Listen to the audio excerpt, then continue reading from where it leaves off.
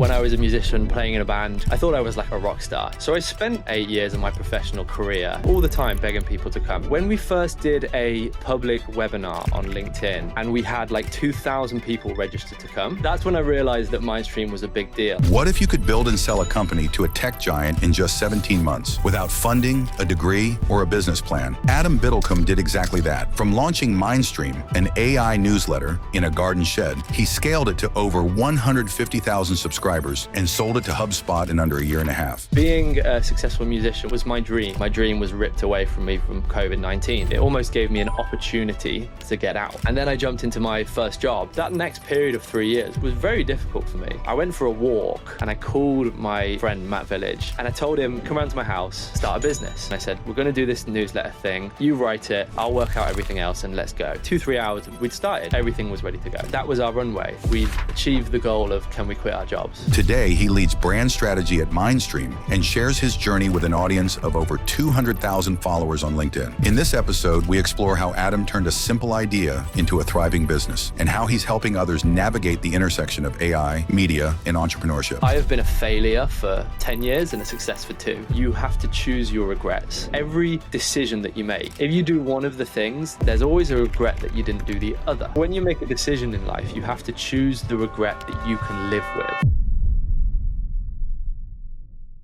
Welcome to Success Story. I'm your host, Scott Clary. The Success Story podcast is part of the HubSpot podcast network. Now, HubSpot doesn't just have great podcasts. They also have great tools for entrepreneurs. Let me tell you a story. I'm sure you've all heard of the Angel City Football Club. Well, you don't just become the world's most valuable women's sports franchise by accident. Angel City Football Club did it with a little help from HubSpot. When they started, data was housed across multiple systems, and HubSpot unified their website, their email marketing, and fan experience in one platform. This allowed their small team of 3 to build an entire website in just 3 days. The results were nearly 350 new fan signups a week and a 300% database growth in just 2 years. Sure, you can be a great team in the arena, but if you truly want to build a legacy, a franchise, and a dynasty, you have to build a community outside of the arena. And HubSpot helped Angel City Football Club do just that. If you want to learn about how HubSpot can help your business, visit HubSpot.com. There's some other great case studies, and you'll learn how HubSpot can help your business grow better. And one quick ask. Before we dive into today's episode, I need your help with something important. I've just launched a quick survey to better understand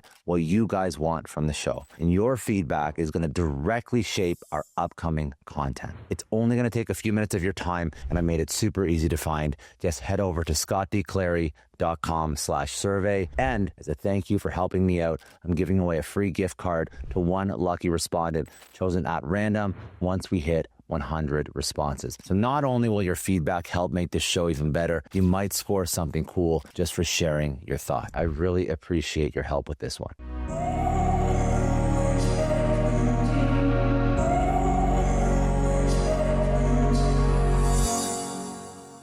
Adam, you scaled Mindstream from 0 to 150,000 subs in 17 months before selling to HubSpot. That is a wild ride. That's fast. That's very fast. A lot of creators, they struggle to build audiences like this. You built it relatively quickly. So what was the moment when you were a creator and you were building this thing and was moving kind of at breakneck speed in terms of list building and creator economy building? What was the moment when you realized that you had something special? So I spent most of my career trying to be a musician. I think it's a good way to preface this. And at the time, when I was a musician playing in a band, creating content, I was a content creator. I didn't know I was a content creator. I thought I was like a rock star, you know? And even before that, I used to promote and put on shows. It was like my first business. I was an event promoter. So I spent probably the first 7-8 years of my professional career every day begging people either to come to my shows or come and watch my band. This was literally every day. Everything we did was like, come on, make sure you listen to our music, check out our YouTube series, like all the time begging people to come. And it was such a hard sell all the time. And then when we first did a public webinar on LinkedIn for Mindstream, and we had like 2,000 people registered to come, and then I sat down to go and do this webinar, and saw the comments start flying in and hundreds of people like excited to hear about what I had to say about I kind of had a moment where I compared that to how hard I got people to listen to my art. And, that's when I realized that Mindstream was a big deal. I'd inadvertently like been successful with audience building in this kind of B2B media landscape in a way that I never had been able to do with music. I mean, that's 2,000 people showing up for a live stream is a lot of people. So it's not just building audience at that point. When people show up and they want to hear you, that's building community. And I think we can talk about that in a bit. I want to just go back and sort of unpack your origin story a little bit more, but that is a huge signal. And I think that if I even look at some big podcasters that built audiences, is sort of my world that I live in right now, the switch from just sort of audience building into community building is to start to do like live events and to do live shows. And that's like anything live is very stressful because you're like, I need to not only be someone's, dog walk or someone's drive into work, but I need them to take time out of their day to show up in real time and care about what I'm building. So that's a great signal. So, musician and promoter to a degree, to AI newsletter writer, obviously super simplified, but at the end of the day, that's sort of the career transition you went through. Where's the connection between your two worlds? Yeah, so I think as I alluded to at the start, like I didn't really know it when I was trying to be a musician, but I was learning all the skills of building businesses. Our band, we were called Chasing Deer, and we released albums, we did shows, we did tours, but at the back end of it, we were actually building quite a successful business. We were looking at it with business fundamentals, and we were able to support a living for the band. Like we all lived together down in London, and we managed to make enough money to pay the rent. And that was sort of the role that I took on when we were doing the band. I had like a co-founder, who was like my front man, and he was the creative guy. He was doing most of the writing, most of like the art and all these things. And I was just trying to survive. So it was making sure we had enough shows, we were getting enough money, we were marketing ourselves in the right way. I mean, even back in like 2017, like we started a newsletter for the band. So I didn't really realize it at the time, but I was picking up all these skills to build businesses. I also think at the time, like being a successful musician was the biggest thing ever to me. It was my dream. I was like, when I started, I was like 14 years old, and it's like, I want to be on stage playing music. That's the life I want it to be. So doing that for so long and trying for so hard and having so much failure, I almost think has given me a free pass for the rest of life, because in a way I have failed the ultimate dream. So everything else is like, I can kind of be a little bit nonchalant about it, if you know what I mean. Yeah, it's an interesting take. I don't think that many people think like that when they fail at something. I think that it's very positive. It's very, very positive. Is there a reason why after, I guess it sounds like harsh, but like failing at the main dream, it almost gave you agency or inspired you to go do something versus kind of killed a creative spark that you had and made you almost move in the other direction from being a creative and just saying like, fuck this. I'm not going to be creative. It's not working out for me. I'm going to go, I'm going to go get a job or do something that's a little bit less creative. I'm just curious why, after putting so much of your like life and heart and soul and blood and sweat and tears into trying to be a musician, you had the energy or their willpower to go on another creative pursuit. Yeah, to be honest, I didn't at the time. So when I talk about my journey, I often like miss this period out, but it was quite a long period of time where I was like truly lost. I'd spent all my time trying to do this thing, and the kind of sexy way to tell the story is that like my dream was ripped away from me from COVID-19, and that is essentially what put the nail in the coffin. We went into lockdown. We couldn't go out and perform shows. Money stopped coming in. We couldn't pay the rent in our flat, and we left. But even running up, like the previous few months running up to COVID hitting, I was starting to realize that we weren't moving forward, really. We were making a little bit more money. We were kind of perfecting our craft a little bit, but something we were doing creatively wasn't connecting with people and we weren't building that audience. And I was starting to get a little bit disillusioned. And then, like I say, when COVID came, that was the end. And it almost gave me an opportunity to get out. But it didn't happen quickly. I moved back in with my parents. I was 2020. So I was 22 years old, and I just like 22 years old, and my dream had kind of essentially ended. And I was like not in a good place. I was back with my parents. I was drinking quite a lot. I didn't have a job. I'd never had a job. Like I didn't really know where to go. And it took me 3 or 4 months before I kind of got up off my arse and started working again, started getting fit, started reading, started learning. And then I jumped into my first job. I got a sales position, and the reason I went into sales is I thought like learning the skill of sales is going to set me up for the future, but I didn't really know what that future was.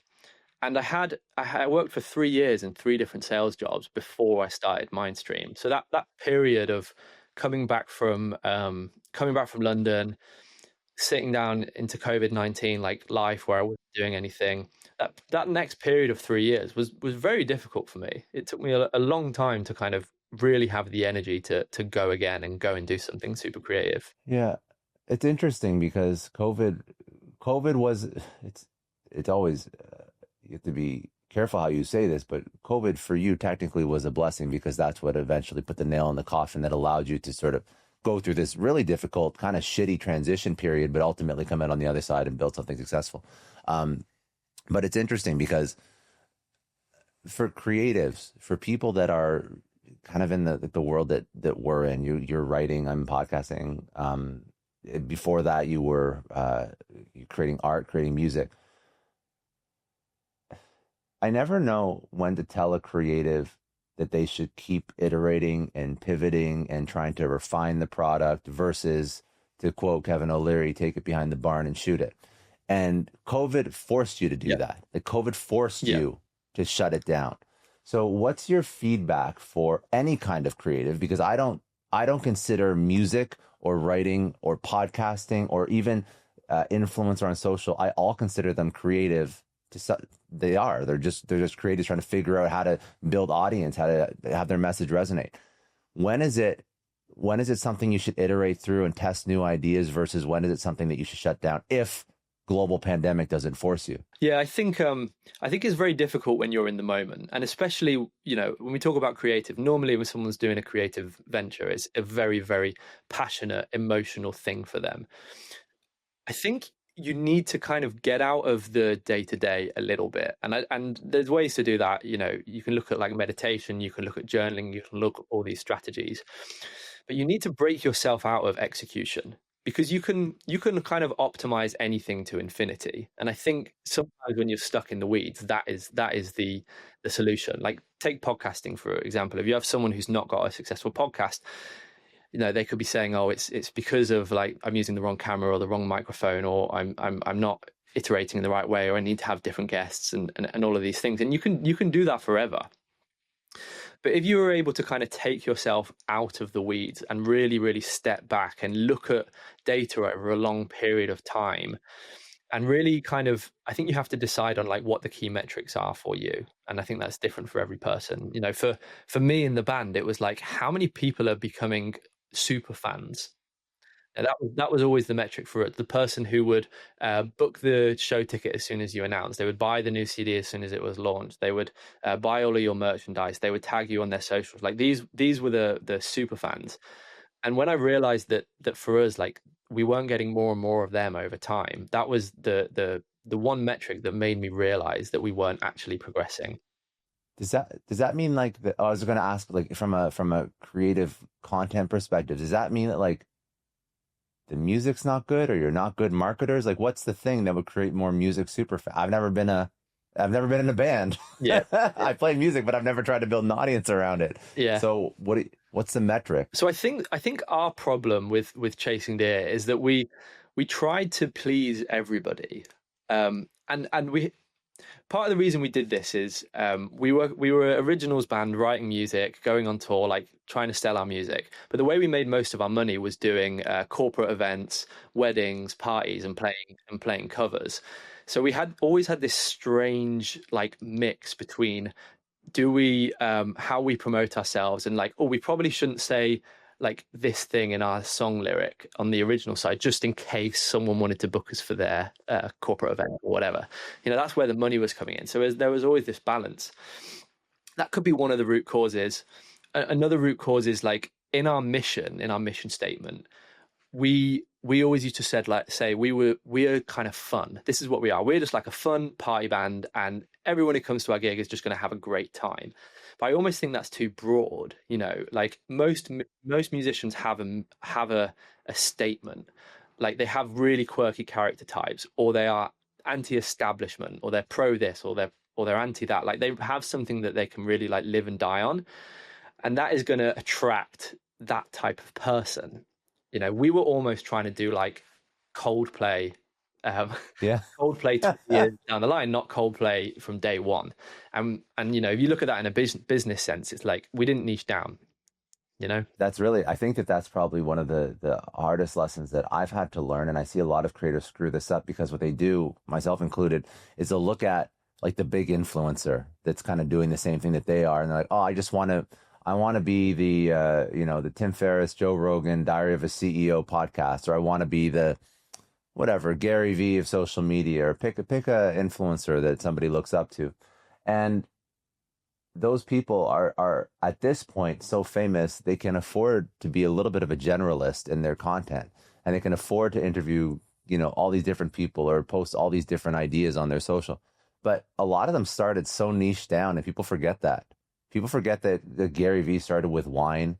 If you're a Grant Cardone fan and you see all his stuff now he's gone into politics. He started with sales training. Yeah, it was very, very niche. It was very niche, and now he has a big audience, right? Everybody, I think, even I'm not sure how like the I think Joe Rogan started with like comedians, and it was just comedians, and now he interviews everyone and anyone about politics, culture, society, whatever. So it's so cliche, right? It's so, but don't compare your day one to someone else's like year 10, which is really what everyone's doing when they start creating content. 100%. In my world, obviously newsletters, but in LinkedIn content creation, one of your previous guests, like Sahil Bloom, I think what he is doing now is he's taking like quite generalist advice, but like wrapping it so beautifully. And someone will say to me, like, how does Sahil Bloom like post this quote and get like thousands of likes on LinkedIn? But when I post the same quote, I don't get any likes. And it's like he's built up the credibility over years of hard work that people trust his message. You haven't done the work, so you don't almost get the luxury of being generalist. No, you can't yet. And that's where I think that's why a lot of creators burn out, because they try and be generalists day one and they don't see the traction. But if they niche down for a period of time, I mean, this is like Mindstream was AI, like you did niche. And I assume that was a lesson that you learned, I don't know, consciously or subconsciously, when you decided to move from, creative venture to life sucks. I hate sales. I want to go build something. I just don't want to make sure that I don't want to make the mistakes with the newsletter that I'm building. And I'm curious why you even decided to start a newsletter amongst all other things in the world that you could ever start. But I'm assuming one of the lessons was don't generalize and don't be the Coldplay 20 years into their career when we first started. Is that sort of how you were thinking through Mindstream when you first kicked it off? I'm that might have been a small part of it, but maybe I'm giving you too much credit. I have no idea. Yeah, I think you might be. It's very tempting to look back in hindsight and like draw all the dots that tell the nicest story. But Mindstream really came out of like pure frustration when I started Mindstream. So at the time, I was working a sales job, and I had this like small e-commerce business that I was running. I was selling snooker and pool accessories, so like tips and chalk and all this stuff, like drop shipping through Amazon FBA. And I'd scaled it to doing about £80,000 in revenue with I think I had like a 12% profit margin. But what I was selling wasn't my own product. I was competing against other FBA sellers. So the price was controlled by like 5 or 6 sellers. So I got to £80,000 in revenue. And when you hit £85,000 in revenue in the UK, you have to register for VAT. And you have to start charging 20% VAT on top of your product. And that just killed my margin completely. I think it took it down to like 4%. And when I kind of modeled it out, at the rate I needed to scale to make it worth it, I'd have to start looking at hiring staff and like a warehouse with 4% profit margin. It just didn't make any sense to me. And that like was like a real kick in the teeth. You know, I thought that this was my way out. I'd like tried and tested loads of things. I'd landed on this one thing. I'd spent loads of money on a coach, and my coach at the time, like I said to her, like, yo, this VAT thing, like, how do I get around this? And she didn't have an answer. When your coach doesn't have an answer, it's like, oh dear. Yeah, you're that's not good. Yeah. So I don't know if it was that day where it kind of clicked to me, or like a couple of days later, but I went for a walk. I went to walk like a couple of hours, and I called my friend Matt Village. He'd been my like best friend since I was like 4 years old, and we'd always talked about starting a business together. And I just like shouted at him for like an hour on the phone, like, what has become of our lives? Like, we're 23, 24 now. We haven't done this thing that we always said we were going to do. Like, we're both just in like jobs. You know, I have to be careful because I did actually love the last sales job I had. I worked with some great people, but we weren't where we wanted to be. And I told him, like, come around to my house, and we're gonna like lock ourselves in my office and start a business. And the reason we landed on a newsletter is because he was a copywriter. He was working as a copywriter for a copywriting agency. And I had spent the last 2-3 years with My First Million as the like number one podcast in my ears. That was like my main entrepreneurial motivation. And 2 hosts of that podcast had started and exited successful newsletter businesses. So it was like the freshest thing in my mind. So that's one piece of the puzzle. Another piece of the puzzle was in my previous sales job, I did most of my outbound through LinkedIn. So I would just spend so much time on LinkedIn, and I started following these AI creators who were getting like a load of buzz. It was like Zain Khan and Adit Saith back in those days, like mid 2023. And they had AI newsletters that were starting to grow. There was like a load of buzz behind them. So couple like me having listened a bunch to the newsletter business from Sam and Shan on My First Million, my co-founder who I wanted to start this business with being a copywriter, me seeing all these AI LinkedIn content creators, that all just came together. And I said, look, we're going to do this newsletter thing. It's not going to cost us any money to really get it started. And we're just going to try it. You write it. I'll work out everything else, and let's go. And within like 2-3 hours of being locked in this office, we'd started. We had the name, we bought the domain, we'd created a logo, like everything was ready to go. Lingoda is a partner of Success Story. Look, I'll be real with you. My French used to be solid. I learned it in school. I even had decent pronunciation. But when I booked a trip to France last year, it was a total blank. I could barely order a croissant without sounding like a tourist. So I jumped into the Lingoda Sprint Challenge. And man, it changed everything. I'd take live classes late at night after podcasting, only 5 students max, real teachers, real conversations. And in just 2 months, I went from bonjour to holding full conversations at a Paris cafe. Confidence unlocked. Now here's the play. 30 or 60 classes in 60 days. And if you finish them all, you get 50% cash back. That's basically €4 or $5 per class. That's insane value. Go to try.lingoda.com/success_sprint and then use my code ScottSprint for an extra €20 off on top of their current deal. Let's get fluent. FreshBooks is supporting today's episode. And if you've ever wondered how successful entrepreneurs stay on top of their finances while growing their business, the answer is FreshBooks. The numbers don't lie. Over 30 million people have chosen FreshBooks, processing more than 60 billion in invoices and saving an incredible 192 hours every year on accounting tasks. Think about it. That's nearly 8 full days you could get back to focus on what really matters: growing your business. FreshBooks is more than just accounting software. It's your all-in-one financial command center. Create professional estimates, track time, automatically bill clients, and capture expenses on the go. Plus, it integrates seamlessly with over 100 business tools you already use, all backed by award-winning customer service. If you're ready to stop drowning in receipts and you're ready to stop chasing down payments, here's what I want you to do. Head over to freshbooks.com to start your 30-day free trial, no credit card required. And for all you Success Story listeners out there, I've got something special. Get an exclusive 60% off for 6 months when you visit freshbooks.com/pricing-offer. Transform your business with FreshBooks today. That's freshbooks.com/pricing-offer for 60% off. Today's episode is brought to you by Vanta. Now, listen up. This matters for your business. In today's digital landscape, security isn't optional, it's essential. Without it, deals stall, sales cycles stretch on, and scaling becomes very difficult. Now, why? Because investors, customers, and partners all expect businesses to demonstrate strong security practices before they commit. If you can't prove trust, you lose opportunities. So whether you're a startup founder trying to land that first big client or an established company scaling your security program, Vanta helps businesses of all sizes prove that they're trustworthy by automating compliance across 35 frameworks like SOC 2, ISO 27001, and HIPAA, the exact certifications your prospects are demanding. Here's why you need to pay attention. Vanta gives you back precious time that you're currently wasting on compliance. Their platform automates up to 90% of the tedious compliance work. It helps you respond to those endless security questionnaires up to 5 times faster, and it connects you with experts to get your security program running immediately.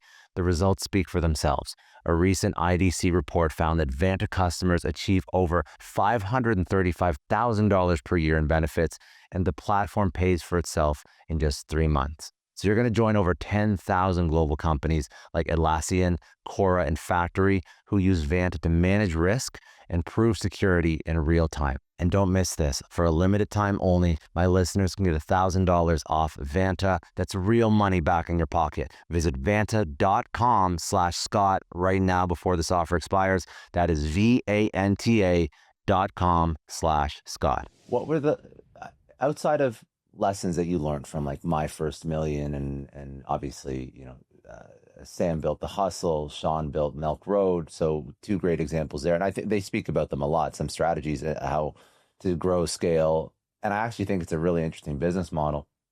We can talk about if it's something that can be done almost like predictably as a business model to sort of copy the playbook that they had, that you had, and if you can, someone listening can start one today and build it and exit. I think that's an interesting conversation because they seem to be so confident about it. And I guess you're a living example of listening to some advice and then running with it. But outside of the newsletter advice that you got, what were some of because you've gone through sales jobs, Amazon FBA, building a band and being a creator before, what were some of the most important ideas that you've learned up to this point in your career? I know you're still young, but what were some of the most important business ideas that helped you make Mindstream successful? I think at the core of it, it's just having a bias for action. Like I think the majority of people today are consumers, and a load of people who think they're being productive listening to loads of business podcasts. And the year before I started Mindstream, like 2023, sort of January, when I was looking at my goals for the year, my main goal for that year was I want to become someone who does something rather than says something, because I've always been able to sell myself. It's one of the best assets I have. But the problem is when you're selling yourself but you're not actually doing anything, it's just a lie at the core of it. You know what I mean? So I set myself the challenge that year of becoming the person who continues to sell itself but has something that's really exciting to sell. So having that bias for action is something I'm very, very grateful to have it kind of like in my core. And it's been there all my life. I started my first business at 14 doing events, went out and did the band. I've always had the energy to kind of go out and do things. And then also the thing I'm really like, my word of the year of 2025 is intention. Like I'm working quite hard to analyze all aspects of my life and optimize and really work on life building. And whenever I like discuss it, it always comes down to like being intentional. That's how I get happiness and success out of something. And to be intentional, you have to have a big picture. I don't think you can be intentional if you're really in the weeds. You just end up being reactive. So being able to kind of step out, analyze a situation, know the end goal you're going towards, and then make intentional decisions that will help you get there. I think having those two things really is kind of the core of what you need to go out and be successful in something. Yeah, I think that's very wise. I think that even without intention, Hermosi speaks about this a lot, how entrepreneurs sometimes last in this cycle their entire life about starting something, getting excited about it, then the hard shit happens, and then you get kind of disenchanted with it, then you start the next thing, and then you get the motivation to start it, and then hard shit happens, and then you move on to the next thing. And I think it's because you don't have that big picture or that North Star, and you aren't intentional about what you're doing. Like, intention, in my mind, is what gets you through all those inevitably hard moments that are going to occur whenever you're building anything meaningful. You need to have intention, and you need to have North Star, and you need to have a vision bigger than, the shitty the shitty thing that's bound to happen on the way to building the impressive, incredible, amazing thing. It's so important. I know that when you started Mindstream, it didn't like blow up right away. It took a second. So early days of sending that newsletter, actually, before we even talked about early days of sending the newsletter, what made you want to focus on AI content? What was the signal in the market that was a good idea? So this is May the 24th of May 2023 that we sat down, and when we sat down to decide on what we were going to start, we didn't know it was going to be a newsletter, and we didn't know it was going to be AI. We made that decision in the space of 2 or 3 hours. So I have to think about what I was influenced by at that time. And most of my, like I said earlier, most of my time at work was spent outbounding on LinkedIn. That's a little bit of a lie. Most of my time at work was spent scrolling through LinkedIn, right? And maybe, of course, and maybe a little bit of outbound. Yeah. And obviously there's a algorithmic effect to like someone's LinkedIn feed, but mine became all about AI. And I was following these creators who were building these followings, talking about AI. If anyone thinks back to that time, it was just everything. Like, someone could put a lead magnet of 100 ChatGPT prompts and get like thousands of emails overnight. So it was the obvious thing to go for at the time. That's not enough, I don't think. So when me and Matt sat down and talking about it, I said, I think AI is the thing. Do you, as the copywriter, care enough about this technology to write about it every day? And luckily Matt did. Otherwise we might have picked something totally different and not be where we are today. I think that, listen, there's something to be said for like riding a trend.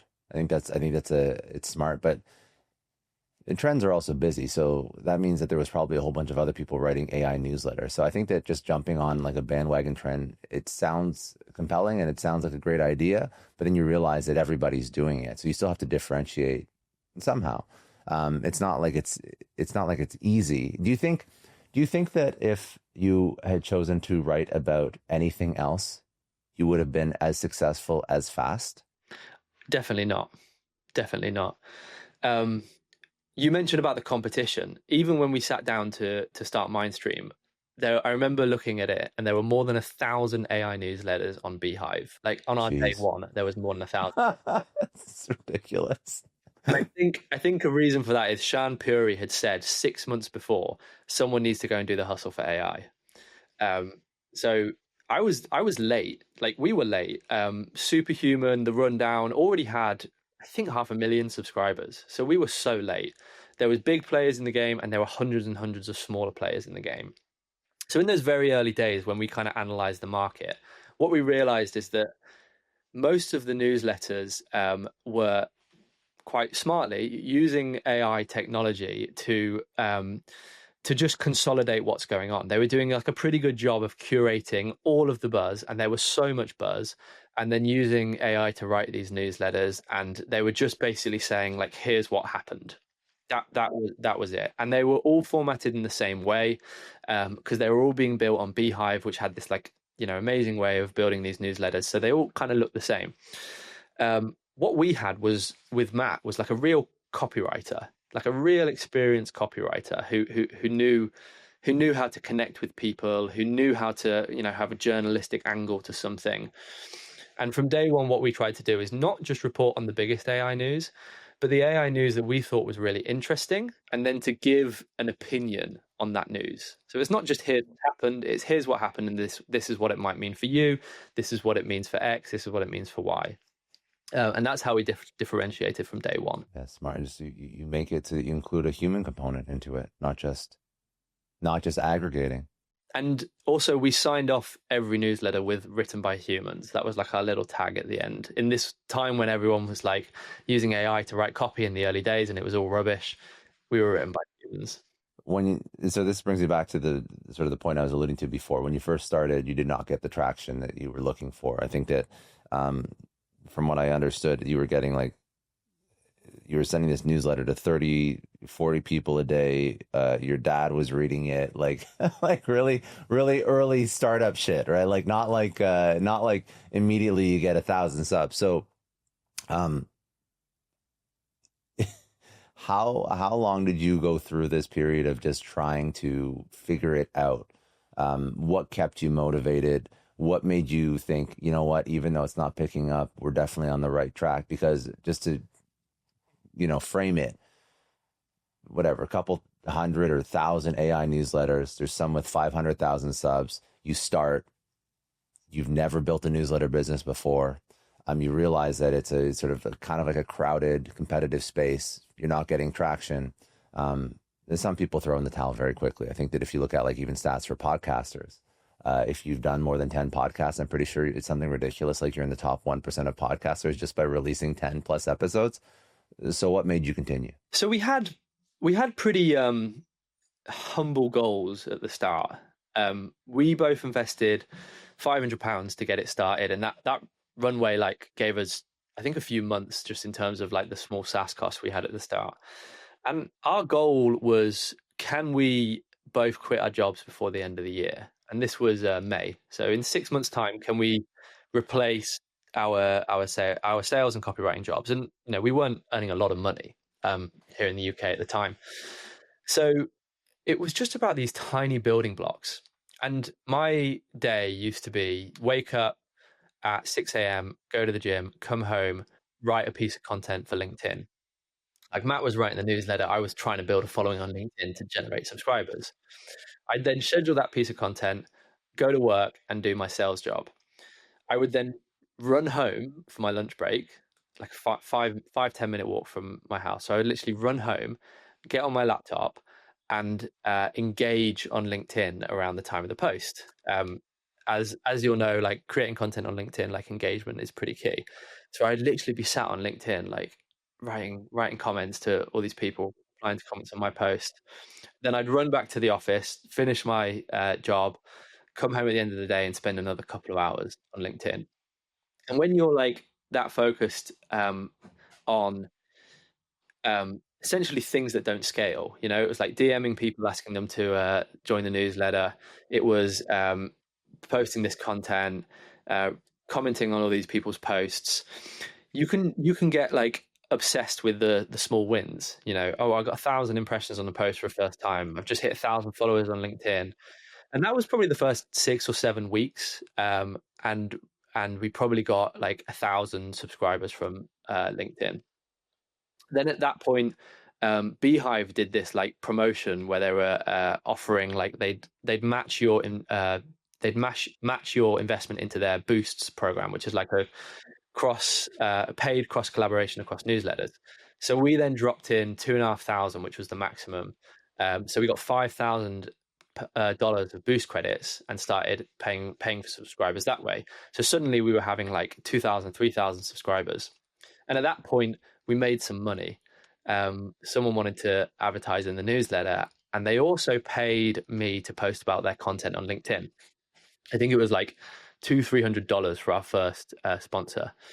And it's amazing. That's like now you validated Exactly. Even in a small way, the idea. Yeah, that was it. You hit the nail on the head. It was validation, and then you could start to build a model, right? You could go, okay, we have this many subscribers.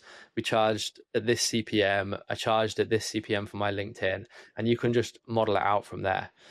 And with this model, we were able to secure some investment. So we had 2,500 subscribers. We'd made like maybe £500-600 at this point, and I secured a £40,000 investment for 10% of the company. So it was like £400,000 valuation, and that was it.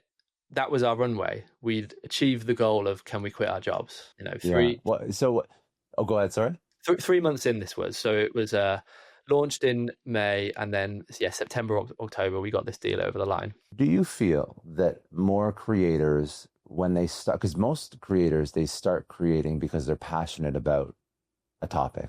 They're not going into it thinking, I'm sure they want to scale it and monetize it and maybe eventually exit. You can make the argument that for some creators, it's very hard to exit because they're the face of the business versus a newsletter where it's faceless.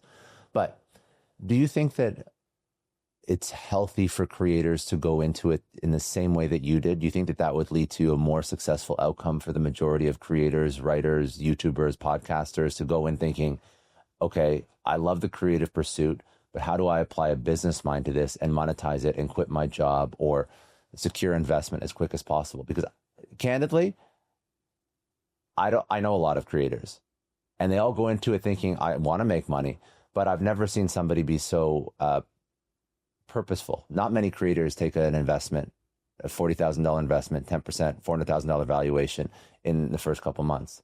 Like, I don't think that's a normal thing for most creators. Yeah, I think the problem is often the gene or the mindset of creativity, like whatever it is, doesn't normally come in parallel with like a business mindset. And this is what I saw in music. Like you'd sit in a room with all these musicians and they'd be like talking about, like the latest strings they'd got for their guitar, or like, the new time signature they were writing their new songs in. I very, very, very rarely met another musician who was like, I just charged this much money for a show. Like it was so, it just didn't matter to those creatives. And I think maybe when you look at like someone who wants to be a YouTuber or a podcaster, they're probably kind of a little bit more business focused, but still the creative endeavor is still the most important bit. If you have somebody who has kind of a business first principles, but they also have that little bit of creativity, that's like a magic combination, and they can go out and win when you're competing with people who aren't thinking that way. That's the key thing. Yeah, I think it's very smart.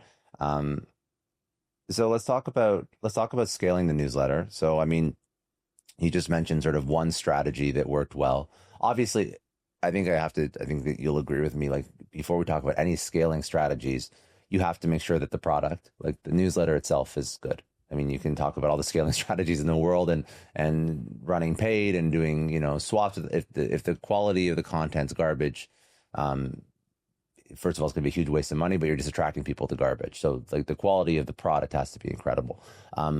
Thoughts on that? How do you know, what's your metric to figure out whether or not your newsletter is what people want to read? Like, how do you benchmark it? Is it open rates? Is it click through? Is it people responding back saying, oh my God, I love your newsletter? Like, what is the thing that you actually look for? Yeah, so the two top line ones are obviously open rate and click through rate. That's kind of the main metric you're looking at every day. Unsubscribe rate is pretty important. You have like a industry benchmark of like 5%. So if you can be below that, people are unsubscribing from your newsletter at a better rate than others. Reply rate, this is so key. If you put a call to action out, so like, what did you think of our newsletter today? And you get ghosted by your audience of thousands of people, then that's pretty scary. And another key one, like when people started to tweet about us or post about us on LinkedIn with no prompting, that's a really key signal. So you start to get a connection with your audience. It becomes a little bit more of a community. I still don't think that newsletter businesses are communities, but it has that bit more of that feel and vibe to it. those maybe kind of less intangible metrics are so much more important than open rate and click-through rate. Yeah, I mean, if somebody's constantly replying or reposting you, or like, you know, like saying like, hey, I just read about this in this newsletter, and post a little tweet about it, like, that's incredible. It's not community, but it's like pretty damn close, right? You know what I mean? It's that's a good signal. It's like something that I don't think enough people look for, but all the best newsletter writers, I see it all the time with your content, with Sahil's content. They're getting clipped out, and the ideas are getting shared everywhere with no prompting. Yeah. Go ahead, sir. Yeah, I think you know, you talk about quality of a newsletter. You also have to compare a lot. Like, comparison is the thief of joy, but maybe analysis is the opposite of that or something. But you know, Yes. we would very regularly sit down and analyze our competition. We did it at least every month, like a proper, like, let's stop what we're doing. Let's look at what the competition are doing. Let's try and see what people are reacting to. We had an inbox that we had like thousands of newsletters subscribed to, and we analyzed AI newsletters, business newsletters, marketing newsletters. So you have to constantly regenerate and constantly improve your content to ensure that the readers keep coming back. You know, I think a lot of people who make newsletters just build a format and find a way to execute on that format with the least input as possible, and then get confused 6 months down the line when it gets a bit stale. Yeah, because it works, and people get lazy. They don't reinvent themselves. Out of all the different ways that, I mean, in terms of like growing a newsletter, you obviously are promoting it everywhere. You mentioned that you run paid against it. One strategy that you said didn't work was a cold email strategy. So let's talk about the strategies that work the best. Let's talk about strategies that you tried that didn't work at all or didn't work as well. And also, if you think those lessons are still relevant, I guess. I mean, it hasn't been that long, but in 2025, the strategies that you thought worked or did work well with you, would they still work well for somebody else who's building a list right now? Yeah. So our main success actually came from acquisition. Our first big acquisition was right after we got the investment. I started connecting with a guy called Matic. He was a Slovenian guy who had built up a huge email database, sort of accidentally. He'd bought a domain called autogpt.net. I think this was late 2022, and was doing an SEO play, collecting emails and then selling digital products through email sequences, like AI digital products. And a couple of months after he'd launched this, there was this open source project called AutoGPT that started getting like loads and loads of buzz. The idea at the time was it was like AI agents, which are coming now, but this was like 2023. People believed this open source project was going to create fully autonomous agents. And they had so much buzz and so much hype. But because they were open source, they weren't very strategic with their marketing. And Matic's website, autogpt.net, remained in the #1 place on Google. So people were searching AutoGPT to try and find this open source product, landing on his website, clicking join now, and joining his newsletter list inadvertently. Amazing. Good for him. And once he realized what was happening, he doubled down on it and was like a proper SEO whiz to like keep that place and like optimize. And he made quite a lot of money early on selling these digital products. 6 or so months down the line, he had this list of like 200,000 subscribers and decided to transition his business model from selling digital products into a newsletter, like a traditional newsletter business model of sponsorships, premium newsletter, etc. But he was struggling to operate. He was struggling to hire. He was struggling to sell ads. He was a developer by trade, so had like an amazing set of skills, but was struggling to turn this thing around. And we just started networking, sharing strategies on newsletter growth. And in the end, I pitched to him that we would partner up. We would actually merge the newsletters.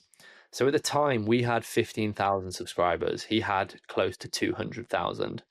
And I managed to broker a deal that he would get 30% equity in Mindstream. And then he would bring all of his newsletter subscribers, his blog, revenue from product sales over to Mindstream. So that took us from 15,000 subscribers, we went to 110,000. We didn't import the whole list. We imported the most active people, went to 110,000 basically overnight. A big thank you to Indeed for supporting Success Story, because hiring people is one of the hardest things you're ever going to have to do as an entrepreneur, as a founder, as somebody who's trying to build a business. It's important to hire well and find the right person, but it takes so much time and it's so labor intensive because, like most entrepreneurs, you have 1,000 things going on, and there's a good chance that you just realized your business needed to hire somebody yesterday. So how can you find that great, amazing, right fit candidate fast? It's easy. Just use Indeed, because you don't have to waste time struggling to get your job post seen on all these other job sites. If you're using Indeed, you can just use their sponsored jobs to help you stand out and hire fast. Your post jumps right to the top of the page for relevant candidates, so you can reach out to exactly who you're looking for faster, and the results really speak for themselves. According to Indeed data, sponsored jobs posted directly on Indeed have 45% more applications than non-sponsored jobs. And you know what I love most about Indeed? It really just makes hiring so fast, because everything is streamlined in one place. No more juggling multiple platforms or waiting weeks for the right candidate. And how fast is Indeed? In the minute I've been talking to you, 23 hires were made on Indeed, according to Indeed data worldwide. There's no need to wait any longer. Speed up your hiring right now with Indeed, and listeners of Success Story will get a $75 sponsored job credit to get your jobs more visibility at Indeed.com/Clary. Terms and conditions do apply. Just go to Indeed.com/Clary. A huge thank you to NetSuite for supporting today's episode. Now, what does the future hold for business? If you ask 9 experts, you're going to get 10 answers. Bull market, bear market, inflation up, inflation down. Honestly, at this point, you just need a crystal ball. But until we get one, over 41,000 businesses have found the next best thing. They future-proofed their businesses, their operations with NetSuite by Oracle, which is the #1 cloud ERP. Imagine having your accounting, your financial management, your inventory, your HR, all flowing together in one fluid platform. And here's what makes NetSuite different. It gives you one source of truth for your business. You get the visibility and control to make quick, confident decisions while others are guessing. You're working with real-time data, insights, forecasting. You're basically looking into the future of your business with actionable data, whether your company earns a couple million or even hundreds of millions. NetSuite helps you respond to immediate challenges and helps you grab your biggest opportunities. And speaking of opportunities, they put together the CFO's Guide to AI and Machine Learning at netsuite.com/Scott Clary. This is the playbook for understanding how to use AI for your business. The guide is free. That is netsuite.com/Scott Clary. I just want to take a quick second to thank HubSpot for supporting today's episode. Now, Success Story is one of the many podcasts in the HubSpot podcast network, which is the audio destination for business professionals. If you like Success Story, you're also going to like $1 Billion Moves, another incredible podcast hosted by Sarah Chen Spelling. Sarah is an incredible interviewer. She asks the hard questions on her show. You're going to learn about the triumphs, the failures of all her guests, the hard lessons of the best and brightest in business, so that you too can make $1 billion moves in venture, in investing, in business, and in life. I want you to go listen to $1 Billion Moves wherever you get your podcast. It is one of my favorites. Sarah is one of my favorite hosts. If you like Success Story, you're going to love this show. And a quick pause. If you haven't had a chance yet, I'd love your input on our listener survey at scottdclary.com/survey. It takes just a few minutes, and one lucky respondent will win a gift card once we hit 100 responses. Your feedback directly impacts what we cover on this show. I really appreciate it. That's amazing. And what happens when people realize that they're now part of a new email list? Are they as responsive? Do people drop off? Are they as valuable to the advertiser? Yeah, so we churned quite a lot of those subscribers over time.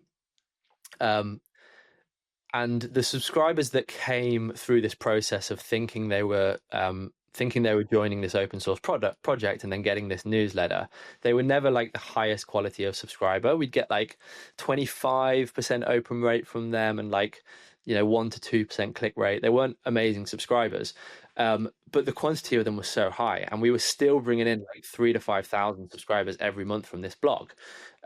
Over the course of the next year, we managed to take the amount of traffic to AutoGPT from like 90% homepage traffic, so these were the ones we thought were going to the project, to like 30, and won on loads of other keyword topics and got better and better subscribers.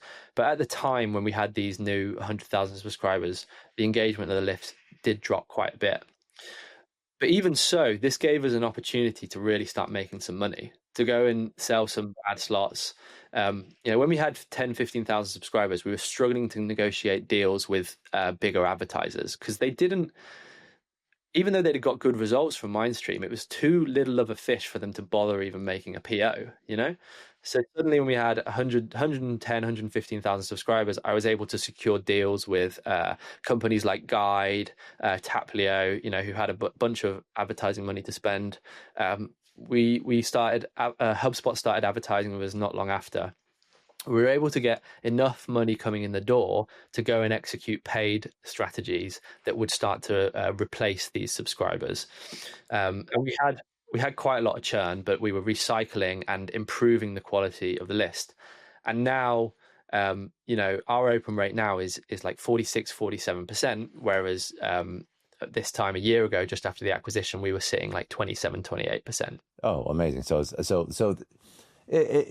it's tough because it's always like a chicken and egg thing, right? Because you need the subscribers, and even 100,000 subscribers opening at a 20% open rate. It's not perfect, but it's enough to interest an advertiser to write a PO, because then they can actually cut a check, and they'll get results, and they won't be as good, but they'll still be decent results. And then the advertiser will still be happy. Then you take that money, you put it into paid strategies, and then now you get even better results. You can charge a higher CPM. And it's like this great, beautiful flywheel of newsletter growth and revenue, but you have to get critical mass at the beginning. And that's where a lot of people struggle. Yeah. Or they just take longer. It just takes a long time. Yeah. And for us, if we were to go out and get 100,000 subscribers at that sort of quality through like paid strategy, we'd probably be paying best case $1.50 per subscriber. So we'd be looking at $150,000 to replicate what we got from that deal, which was really just a well-negotiated deal. Yeah. And by the way, Matitz came on as CTO. He was a great help in building Mindstream, and all of the founders have been very happy with how it's worked out. So it was a great journey. Amazing. So yeah, getting to that like critical mass, as you mentioned, where you can start making money and start recycling and start spending on paid is important, and it's very, very, very difficult to do without a lot of money. This is one of the reasons that these 1,000 AI newsletters, most of them are gone now. Yeah.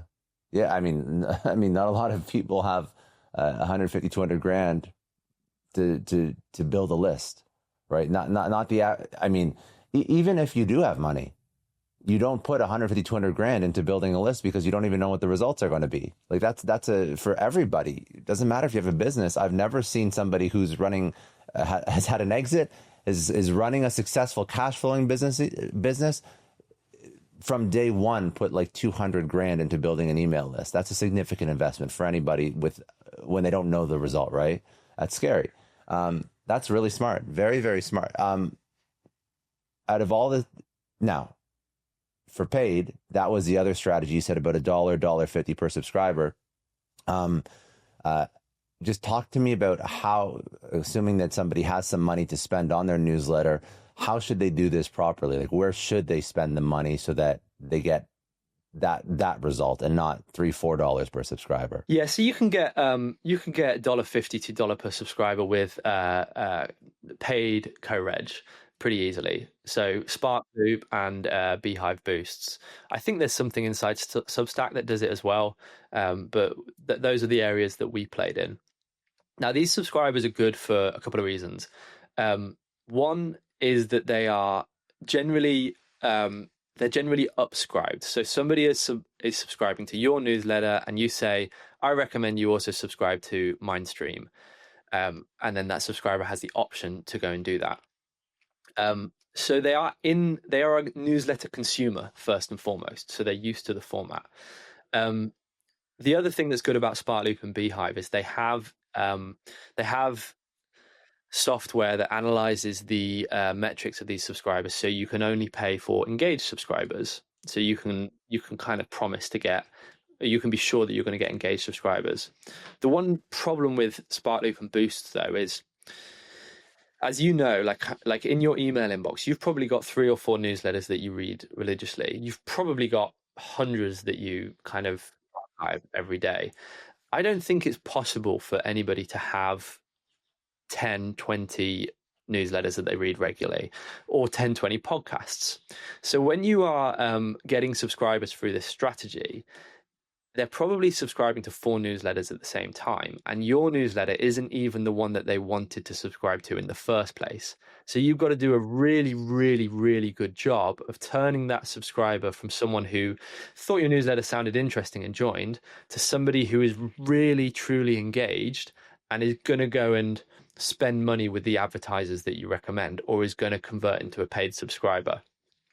If you go out and run ads on like Meta or X, for example, and subscribers are coming to your landing page because they've seen something about your newsletter they like, and then they've gone to make the intentional decision to subscribe to your newsletter, even if their engagement metrics are similar to Sparkloop or Beehive, they're going to be more emotionally connected with you as a brand because they actually made that decision to subscribe to your newsletter. And I think over a long period of time, they're going to give you they're going to give more returns for your advertisers. They're more likely to convert to your paid products if that's what you do, or buy your products or come to your talk or whatever. I think they're always going to be more invested in you, because it's not just there's like an extra level of action required to go through this process versus like a one-click subscribe to 4 emails at the same subscribe to 4 newsletters at the same time. I guess exactly. The answer is then you have to figure out how to run ads, how to set up landing pages, how to optimize that funnel, that's just business. At the end of the day, all creative ventures are business. So, I mean, people ask me like, how do you grow a podcast? I'm like, how do you market it? I'm like, well, how do you market any business? You do all of it and all anything you can possibly think of, run paid, do collaborations, figure out how to, turn a podcast into a newsletter, put it up on your website. How do you get that article to rank and everything that you can possibly think of for a business? You do it for the newsletter, for the creative product you've made. One strategy that you said didn't work, which is interesting, is a cold email strategy to grow newsletter subscribers. So I'm assuming that just means that you're reaching out to people saying, hey, I have a newsletter. Do you want to sign up if this is something that you're interested in? Why did that not work? This was one of the things that I was like most excited about. When you're kind of running the early numbers in a spreadsheet and you see like dollar signs at the end, it was one of those moments. And the logic was like, could we buy leads cheap enough through like Apollo or other strategies in the, hundreds of thousands, and then across like, 50 email domains with three emails each, send emails at such a scale that you get enough people to kind of take that CTA and join the newsletter. And I remember this one moment where we were putting what's called a magic link in these emails, whereas like one click on this link, you would subscribe to the newsletter. And when we turned on this magic link campaign, we sent out to like 10,000 emails, and like 3,000 of them subscribed. So we were like, oh shit, this is it. That's like, awesome. Yeah. What we didn't realize is they're kind of they're like a bot analysis of like Gmail was checking all of the links and automatically subscribing them without them even realizing. So we were like totally breaking GDPR. We were subscribing people to our list who didn't realize, and yeah, you can imagine what like open rate and click-through rates were. Horrible. And I'm assuming a lot of angry emails back. Yeah, just a few. Yeah. So we realized we couldn't use this magic link strategy. Over time, we realized we couldn't use links at all because it would affect sending of these emails. So we weren't reaching enough open rates. And then we were trying things like reply yes if you want to be subscribed and all of these things. But we never cracked it in the end. It was something we probably spent about $10,000 on over time, like testing and iterating and working with different partners who thought they could help us, and we just never found a system that worked. I still think there's potential. I think a great email marketer can make this work, and I think if you crack it, you can be getting engaged subscribers at maybe 30-40 cents, which is super exciting. Well, I think the thesis is if enough people learn about your newsletter, a percentage of them will want to read it. That's really the thesis. So like, how do you get your newsletter in front of 1 million people, 2 million people? I mean, if you can do that, then a small percentage of them actually subscribe. Now you just have to figure out how much is it going to cost, and how do we actually, with GDPR and CCPA and all the other anti-spam laws, how do we do this properly? I have no idea, but it does sound like an interesting idea. But if it doesn't, like, listen, there's so many ways to build a business, and there's so many ways to build a list. I mean, I've listened to Sam Parr's story, and I think a lot of his newsletter early days was like event based. It was like event signups for HustleCon that he turned into his first whatever 100,000 or even like 50,000 Hustle subscribers. So there's a million different ways to do this. And I think acquisition is smart. I think paid is smart. I think the way you did it was incredibly smart because it saved you about $200,000. So fuck yeah. For any creator, save $200,000. Nothing wrong with that. In terms of monetization, I guess we're kind of just doing like a newsletter masterclass, but that's fine. People will learn a lot. In terms of monetization, I guess two questions. You don't have to go into too much detail, however much you want, but you chose to do sort of advertiser and sponsor as the main way to monetize a newsletter versus a premium. So just very curious as to why. And then the second question, just on the paid front, is what's a good CPM, cost per mil, cost per 1,000 newsletter subscribers that somebody who's starting a newsletter is thinking, okay, I want to go and get advertisers. How do I price this out? Yeah. So we chose sponsorship because at the core of it, we were trying to emulate the hustle and Milk Road. Like that was the business model we started with, that we decided we wanted to do. And the reasons for this is me and Matt, we were interested in AI, but we were in no way experts who could offer something that somebody else couldn't. So what we were doing is doing a very good job of curating the news, and then Matt was able to add kind of that editorial insight that our competitors weren't. So we were offering something different there, but we weren't an AI engineer at Google who is like at the breakneck, who's able to give out some valuable information. So if you are going to do a great job of curating the news and putting it into a nice format, I don't really think that's something you can paywall. If it's this like generalist news, and you look at the Hustle was business and tech news, the Milk Road was crypto news, we were AI news. Even though these are niches, they're still pretty broad topics in general. The whole thing about having a daily newsletter as well, rather than a weekly newsletter, is that you have 7 pieces of digital real estate a week rather than 1 piece of digital real estate a week. So that was why we were working at that critical mass. And the opposite business model is this paid version. I think if you are someone who is like a real expert in something, and you have access to data that other people don't, you're so much better off going for paid. And like, I know one of my good friends, he's a newsletter operator. He has like 7,000 subscribers, and he's been building his newsletter for 5 years. But he has such a valuable niche and is potentially making more money than we were with Mindstream, with 1% of the subscribers. So you have to, when you kind of look at a newsletter business, understand that newsletter is just a medium, and the content that you send through that medium is going to dictate how you should monetize it. I love it. So just thinking about pricing stuff out for advertisers, how did you think through what to charge people? So a lot of it was comparing to our competitors. So we would look at what the Rundown and Superhuman and AI Tool Report, these like bigger newsletters than us, were charging. We could find out how much they were charging for a main ad, how many subscribers they had, what we thought their open rate was, and then calculate the CPM that they were charging. And we would just undercut slightly. Smart. Yeah. We never had a sales team. I did all of our ad sales, and all of our ad sales came inbound. They came from firstly mine and Matt's LinkedIn accounts. Secondly, now this is like the biggest hack for newsletter operators, we paid to get like first space on articles of like 10 best AI newsletters. So we had the first, second, and third spot of Google. One was AutoGPT, our own blog. We like created this article, put ourselves in the top space.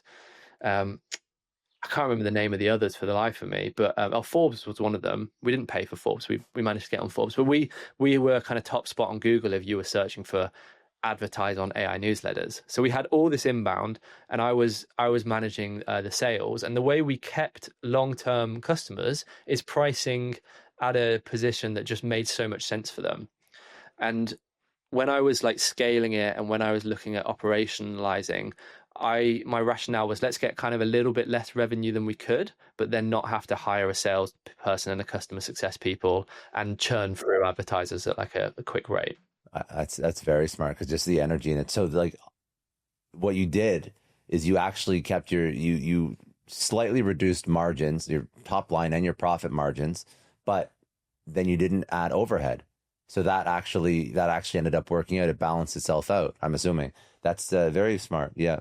And we were also able to project a lot better, because we would bring on a client, and we had more than 50% retention with our advertisers. Some advertisers would go, it wouldn't be a right product market fit, but those ones that worked, I would lock them into very, very long-term deals. So, we were almost having be able to project MRR, whereas most newsletter businesses, you hear Sam talking about this, it's like you have a good month, next month you have to go again. You have to start from scratch. We didn't really have that because we had these long-term advertisers. Because you were pricing them right, and they were happy. They were happy. You weren't like pushing them so that they were like, oh, we're almost, positive ROAS or positive ROI on this, but not quite. So let's try and find something else. Yeah, very, very smart. So when did HubSpot turn from advertiser into somebody that was actually looking to acquire you? It was pretty quick. They started advertising with us in February 2024. And then in April, we had the first conversation about acquisition. We then closed in October. So it took a long time to get it done, although, in terms of acquisitions, it's not that long, but for me, it felt long. So yeah, a couple of months from advertiser to that conversation. And whatever you're comfortable sharing, I'm curious about like what revenues that you were hitting or what level you were at before they thought like this is a good acquisition for us, because this is the second newsletter acquisition they've ever made, the Hustle being the first. Yeah, so we were doing like $40,000 to $50,000 a month at the time. So pretty small revenues. The reason that we were appealing to HubSpot is they were advertising in like so many AI newsletters, and they were kind of able to look at the performance across AI newsletters. And I imagine we were just somewhere near the top of the spreadsheet, and then they went a bit deeper and they liked our editorial style. When we were having those initial conversations, that was one of the main topics of the conversation, that they really felt that our editorial aligned with what they were doing wider in the HubSpot media network. So it was a good fit. Were you always building to sell? Was this something that you mentioned even before, like it was kind of like a surprise? Like it wasn't like you were going around, let me preface, you weren't going around like shopping a deal. You didn't have like an investment banker going to a whole bunch of like private equity firms saying, hey, this newsletter's on the market, what can you give me for it? This was sort of, it was good business relationship that turned into acquisition opportunity. Was this something that you were expecting or wanted or were looking for? No, we weren't expecting this. We certainly weren't expecting anything so early. This was April 2024, and I'd left my job in October 2023. So I was like 7-8 months into working on this full time. We'd only, I talk about this moment where we got the 100,000 subscribers. That was December 2024. So it was like 4 months between hitting critical mass of actually really having a business that made sense to having these conversations about acquisition. So, when we sort of spoke internally with our co-founders and looked at the long-term future, the possibility of a sale was always there. And I always said to our team, like, let's make sure we don't have any skeletons in the closet. My CTO, Matitz, I love him to bits, but he would come to me quite often with like, let's try this black hat, like growth strategy. And I go, maybe not. Like, let's keep everything clean. Let's try and operate in the right way, because you never know who's going to come knock in, and then you want to have the foundations right. And then you can take advantage of the opportunity. Exactly. You built it right from the ground up. Exactly. But yeah, HubSpot coming in that early was like such a surprise. It was such a surprise, and it's quite funny, really. You know, I have this idea. I think I got it from Chris Williamson and Modern Wisdom, that in life you have to choose your regrets. Like every decision that you make, if you choose to go and play football or go to a nightclub and go dancing, it's like if you do one of the things, there's always a regret that you didn't do the other. So when you make a decision in life, you have to choose the regret that you can live with. And of course, in an alternative universe, I'd love to know what I could have done with Mindstream by myself. You know, I had many ideas of how I could evolve the brand, different products we could align next to it. And I have, of course, a little bit of regret that I'm not able to find that out. But I couldn't live with the regret of not working with HubSpot. You know, they Yeah, gave us. I know. I get. Go on. No, I was gonna say. I didn't mean to interrupt. I'm sorry. I was just thinking about. I was thinking about how you came to this decision because I was actually just listening to Mr. Beast on Diary of a CEO last night, and he was talking about how he's at offers, obviously for his channel and the $1 billion range, and his thought process was, well, if I sell it, I'm just going to want to do the same thing anyway. So why would I sell it? Because I'm just going to start it again. And I think Mark Zuckerberg had the same idea as well when he got the famous Facebook offers. He said, well, I'm just going to start another social network. That's all I know how to do. So why would I sell it? So I'm always curious about like what calculation you do in your head or what thought process you go through when you choose to sell versus let's see how big I can build this thing. And I think you were alluding to it, but a lot of it is it the right partner? That yes, there's a sale involved, but I know you're not done. Yeah, I was at a co-working space this morning, and I bumped into a friend of mine called James. He runs a company called Rupert, and we were talking about exactly this. I gave him the analogy that if there was two offers on the table, one of them was HubSpot, and the other one is random media conglomerate that no one's ever heard of. And the other company were to offer me 10 times the money that HubSpot offered me. And you play out those two deals over the next 10 years, I think I will be wealthier from taking the HubSpot deal rather than taking the deal with 10x the money from unheard of company. Because now I am someone who has sold my company to HubSpot.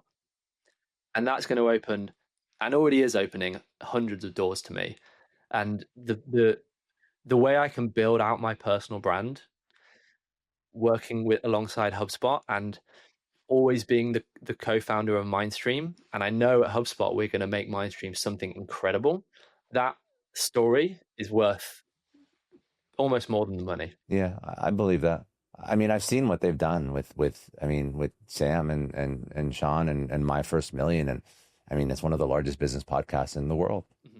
And that was on the back of an acquisition. Like when Sam sold, he had no idea that My First Million was ever going to exist. Yeah, exactly. So, you know, a lot of people say to me like, oh, okay, you've sold your company. You're kind of done now, right? Like, well done, mate. Pat on the back. And I worked very hard with Mindstream. I think I was lucky that HubSpot came knocking on our door, but you make your own luck. And now is the opportunity for me to make the most out of this acquisition. You know, the next few years, working with HubSpot, looking at opportunities that come up. Coming on your podcast is a prime example. You know, if I was someone who'd sold a company to someone you'd never heard of, you know, it's not too exciting. It's just a different, I mean, like, you're right, 100%. I think that having the long-term vision in an exit is very important, and being, to your point that you mentioned earlier, intentional about everything, including who you sell to. You're right. If you had sold this newsletter to no-name private equity firm, you would not have the connections. You'd not have the relationships. It would be the end of this chapter. And outside of like, forget the jumping on podcasts and building a personal brand stuff. How many acquisitions How many times does like no name private equity company come in and buy something and they completely destroy what you've built? So true. So true. I mean, when HubSpot, when we were having the initial conversations, they said, we want to make Mindstream the biggest media brand in the world. And I said, oh, sorry, the biggest AI media brand in the world. I said, cool, so do I. Let's go and do it, you know? And they do it well. That's the thing. They have the resources. So they're not just, I mean, you can look at proof that they sort of live up to their word. That's the point, right? Yeah. And obviously, you know, I haven't mentioned this specifically, but the day that we started Mindstream, when we were locked in this office, I said, look at what happened to the hustle. Like, let's try and do that for AI. And then you have this full circle moment where we have the same exit to the same company as the hustle. Like, it's that just like the kind of irony of that, like, pushed me towards making that deal. It is. I know, right? It's like this nice full circle moment. It is a nice full circle moment. Do you think that anybody listening, if they are trying to figure out what to do and they don't know, they want to be entrepreneurial, they don't know what to start, do you think a newsletter is almost like not like a safe bet, but like a pretty predictable business model that people can emulate? It is so predictable. That's what I love about it. You know, when we were like, when I said we had our first ad sale for like a few $100 and we had 2,000 subscribers, that was sort of almost enough data for me to build a spreadsheet for the next 2 years to look at, you know, if we grow at this rate, we can charge this and we can do this. It's a very solid business model. The other advantage you have today building a newsletter business is you have products out there that are specifically tailored to help you do that. Specifically Beehive, they're, I think, the best player in this space, and they have an amazing editor, amazing website builder. They have internal growth tools. They have internal monetization through their ad network. You know, when Sam was building the hustle, he had to build his own technology. He actually had like developers on staff to send a newsletter. You know, whereas today you can just pay Beehive $50 a month or whatever and get going. So the monetization is not easy but simple.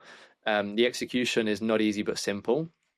But the software is now easy, whereas that was very difficult before. What is one thing that people believe to be true about your success story that maybe is not true? One thing people believe to be true that isn't true. One thing that they look at you outside looking in and they just think, wow, that came easy, or anybody could do that, or I don't know, something that you think that people outside looking into a very successful entrepreneur who built something very quickly would believe to be true but isn't. Maybe a story behind something that you struggled harder on more than people know. Yeah, I think it's probably that I have it all figured out. And I think that's probably applied for most entrepreneurs, especially when you create a personal brand and you really tell a story of yourself, and you hear that story a lot of times. You know, I am working harder than I ever have right now. Post-exit on life building. And I am very, very happy. I am more at peace than I ever have been. But that has come from so much intentional hard work. And I think when I was starting out and I'd look at successful entrepreneurs, you just think like, fuck, they've just got it, man. They've just got a thing. Like, you know, it was always going to happen for them. And I have been a failure for like 10 years and a success for 2, you know? Yeah. What would be a lesson that you've learned that was a very important lesson, but you wouldn't wish that lesson on anyone else because it was so hard for you to learn? When I was young, I had a few relationships with mentor type figures that were very, very toxic. You know, people like dangling carrots and then giving you the stick. So I had to learn to be independent and to be almost distrusting because of getting burned so many times. And when I kind of look back on them now, the relationships were all very similar. You know, it was someone more successful than me, aspirational, who was very kind of quick to speak and very exciting to work with and gave me loads of energy and made me feel good about myself. And I can see that flag in people now, because there's always a bigger fish, you know? So sometimes I have a conversation with someone now and they get me very excited about an idea. And then I realize that I could potentially be repeating mistakes going into business with somebody. So that I think that's the main one. When you're for a lot of my career, I've been like the young, exciting prospect. You know, when I started my first business at 14, one of the things like I loved was telling people how old I was. It gave me such a rush of dopamine when people go like, "Fuck, you're only 14? Like that's amazing." And then when I was doing gigs when I was 18 and 19, people would be like, "Fuck, you're only 18?" And now people say to me like, "Fuck, you're only 27?" You know, like it's really been a thing throughout my life. But that I think that also you also attract bad players when you're something that's young and exciting and up and coming. So learning how to see them and avoid them is something that was very difficult, but I'm very glad I have it now. I don't think I'll get burned again. Yeah, I think that being young and excited and just wanting to like sort of, you know, conquer the world, if you're not careful, yeah, for sure, people could take advantage of that. There are a lot of good mentors and business partners out there, but I think that everybody who is ambitious will fall victim to that at some point. Everybody will make a wrong business partner decision. I have for sure many times, but I think that that's something that just has to be learned through failures, which is also why I'm a big fan of like taking risks when you have the ability to take risks early on, when you don't have the, you know, the financial commitments of family and wife and or husband and kids. Like I think that it's important to take those risks and to fail fast. Like these are all very cliche entrepreneurial ideas, but I think they're all very valid. Like it's so you don't take these risks and end up with the wrong people when you're 45, 50 and you have, you know, a lot of responsibility. I mean, childhood friends don't always work out as business partners either. I've never had a childhood friend turn business partner, but I know people that have. It doesn't always work out. I have a friend right now who's getting sued by a childhood best friend. And it's like their parents and their grandparents, and obviously they know each other. And it was one of those situations where, yeah, they've been close for like 35 years. And now they do business together and now shit's hitting the fan. I don't know, dude. I haven't had good experiences with partners. You did. I have not in my past. It's tough. I think doing business with friends or family is like high risk, high reward potential, but also, you know, you can also burn yourself really, really badly. My partner Hannah has just left her job and she's coming to work in me with my business, and it's something we thought long and hard about. And God, I am so excited. I am so excited to start working with her, to have her more involved in like my vision and our vision for the future, and it really become our thing rather than my thing. You know, it's a step that I need in my business, but it's also a very exciting step to take in our relationship. It is amazing because what you solve for when you can do it properly, especially with like a spouse or you know, immediate family or close family and friends, because you solve for trust. Like you don't have to worry about trust anymore, right? You can just be super candid. You're not, there's no politics. There's no, what is this person going to think? Like just absolute trust and transparency, which is like a hack in business. If it's done right, it's like a complete hack. Like it helps immensely, but you also have to find a way to not tie business outcomes and let them influence like how you feel about this person. Like if they don't perform in business, you can still love this person outside of the business and care about this person outside of the business. And that's what people get fucked up. And they then the business shit go into their family shit. And then that's just, I don't know. It's tough. It's very tough. Yeah. But if you can do it right. With Matt, my co-founder, it's been very interesting. And one of the things that I think has made us successful is we spend dedicated time together where we don't talk about business. Normally it's like video game. We'll just hang out like we used to when we were 15. Go for a walk, we go for a run together, work out together, play video games, and just make sure we have that time to kind of still work on that friendship. And then the business relationship is a different thing. Yeah. I think that's very, very smart. I think it's smart, especially if you're going to bring like your better half, like not just a friend from childhood, but like your partner. If you bring that person into the business, you do have to find time to shut off and just do like regular human shit, not always talk about business. What would be some of the most toxic entrepreneur advice that you hear a lot that you think people shouldn't listen to? The main one is that to be successful, you have to sacrifice everything. This, I think, is some of the most common business advice. Like people talk about hustle sprints and monk mode and like all this kind of stuff. And the thing I realized, like as I started building Mindstream, I got more energy for life than I ever have before from building my company.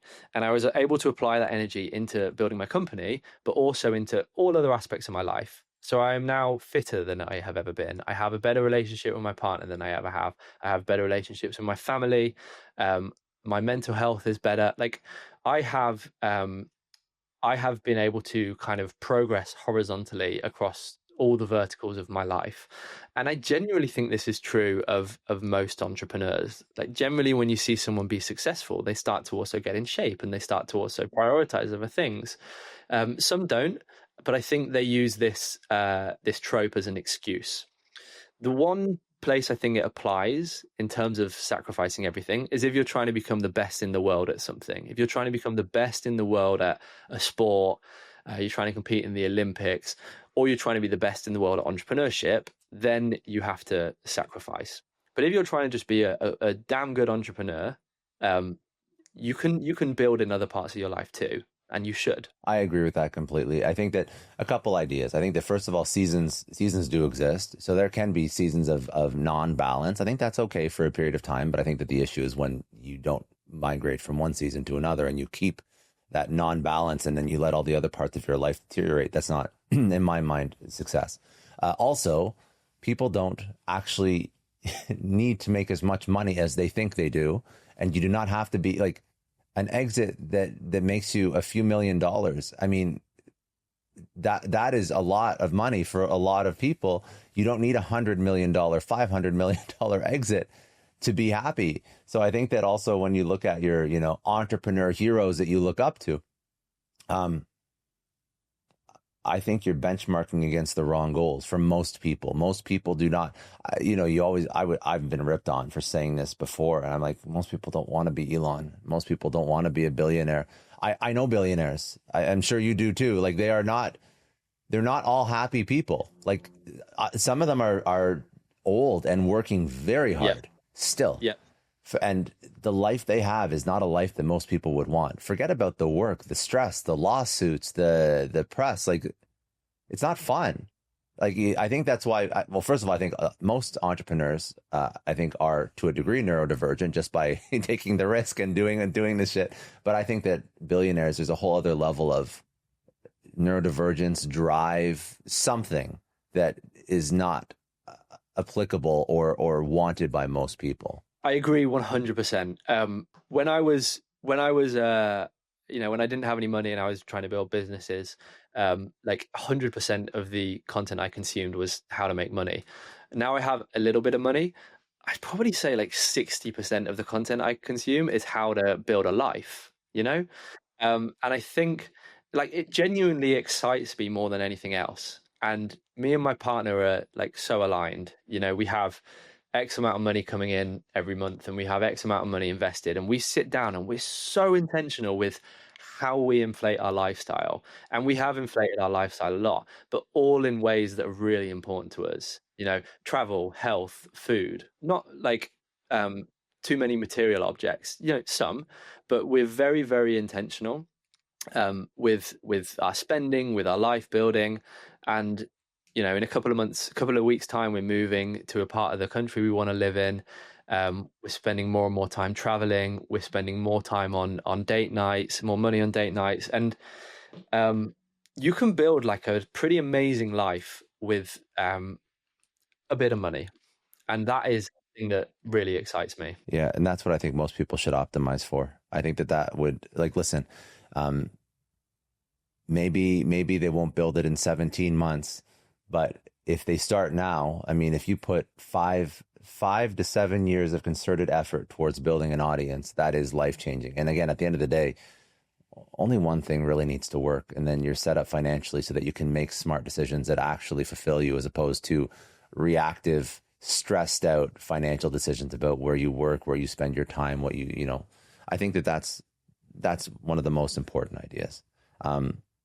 I know you speak about like compounding success across all areas of your life. I think that's very smart too. It's not just about financial success, because the second you have a bit of money, you realize like what's actually important. I wish more people would learn that before they make the money. So, I mean, you made your money relatively quickly, considering most people would spend 10, 20, 30 years trying to build a company to be acquired. And they sacrifice their wealth, their mental, physical health, their relationships all along the way. So I hope people can learn from how you're living now, and just apply it so that they can live fulfilled across all areas of their life while they're building, not just after the exit. I think that's very, very important. I know you push back against hustle culture. I know you weekend hard. These are all very important ideas. I know there's a lot of things. I think you have a very healthy entrepreneur mindset. That's like the one thing that I take away from who you are as a person. I think that's something that everybody should take away. If you wanted to leave the audience with sort of one last bit of wisdom, actually, I'll ask, where can people connect with you first? That's important. So give me like the socials, the website, all of that. But then I would like you to think about some last piece of wisdom. And usually the way that I frame it is, if you could only pass on one lesson to your kids, because it is so important, what would that lesson be and why? But first, tell people like where they can connect with you. So to connect with me, you can head over to LinkedIn. That's where I post content every day. To read the Mindstream newsletter, you can head over to mindstream.news. My one piece of advice is plan your life like it's the priority. Be intentional with your days. If you learn in your work how to optimize, how to plan, how to prioritize, take those skills and apply them to your life. Don't allow yourself to be distracted by social media, by Netflix. Make sure if you're spending time doing something, that it's something you have been intentional about.